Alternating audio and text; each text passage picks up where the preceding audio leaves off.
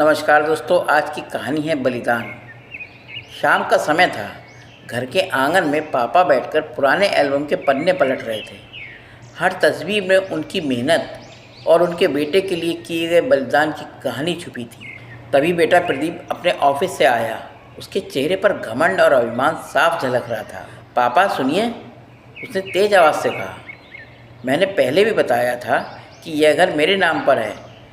यहाँ आप तब तक रह सकते हैं जब तक मैं चाहूँ, इसलिए जो भी कुछ मिलता है वह चुपचाप खाया करें और ज़्यादा नखरे मत दिखाइए। पिता राम बाबू की आंखों में आंसू आ गए। उनका दिल चूर चूर हो गया, लेकिन उन्होंने अपनी पीड़ा छुपाने की कोशिश की। उन्होंने धीरे से कहा, बेटा यह वही घर है जिसे बनाने के लिए मैंने अपनी ज़िंदगी की सारी कमाई लगा दी थी। तेरी पढ़ाई और तेरे भविष्य के लिए मैंने अपनी हर ख्वाहिश कुर्बान कर दी। आज ये सुनने को मिला कि यह घर तेरा है और मैं सिर्फ एक मेहमान हूँ। प्रदीप ने झुंझलाते हुए कहा, पापा ये सब बातें पुरानी हो चुकी हैं। अब मैं कमाता हूँ, इस घर का मालिक मैं हूँ। आपको ये बात समझनी चाहिए। राम बाबू चुपचाप अपने कमरे में चले गए। उनकी आंखों में आंसू थे, लेकिन साथ ही एक संकल्प भी था। उन्होंने फैसला कर लिया कि अब समय आ गया है कि प्रदीप को जीवन का असली सबक सिखाया जाए।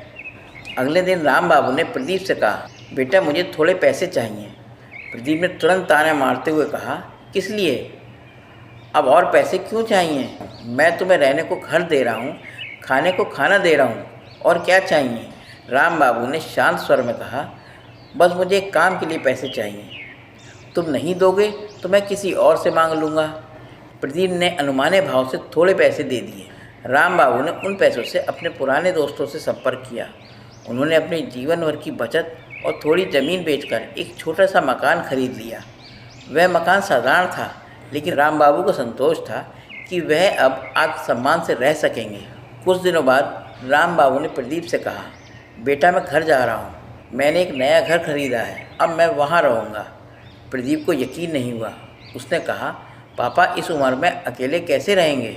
राम बाबू ने मुस्कुराते हुए कहा, जब तुम मुझे मेहमान समझते हो तो मेहमान को आखिर अपना घर ढूंढना ही पड़ता है। कुछ दिनों बाद प्रदीप ने देखा कि उसके ऑफिस में काम करने वाले लोग उससे दूर रहने लगे हैं। कारण पूछने पर पता चला कि उसके पिता ने अपनी ज़मीन और बचत बेचकर जो मकान खरीदा था, उसमें उन्होंने गरीब बच्चों के लिए एक स्कूल खोल दिया है।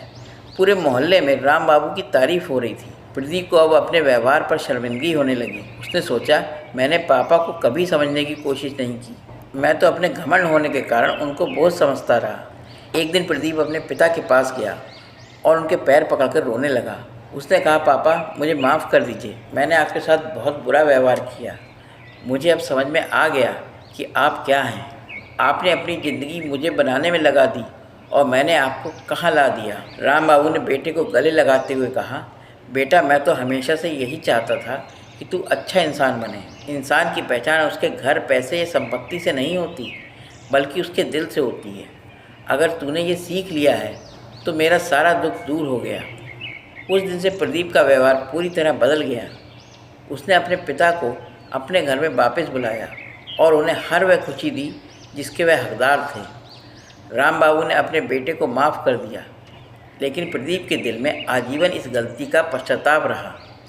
यह कहानी हमें सिखाती है कि माता पिता का सम्मान करना हमारी सबसे बड़ी जिम्मेदारी है। उनके बलिदान को कभी ना भूलें, क्योंकि उनकी ममता और प्यार से बड़ी कोई दौलत नहीं होती। दोस्तों, आपको ये कहानी कैसी लगी? अगर ये कहानी अच्छी लगी हो तो मेरे चैनल को लाइक करें, सब्सक्राइब करें और शेयर करें।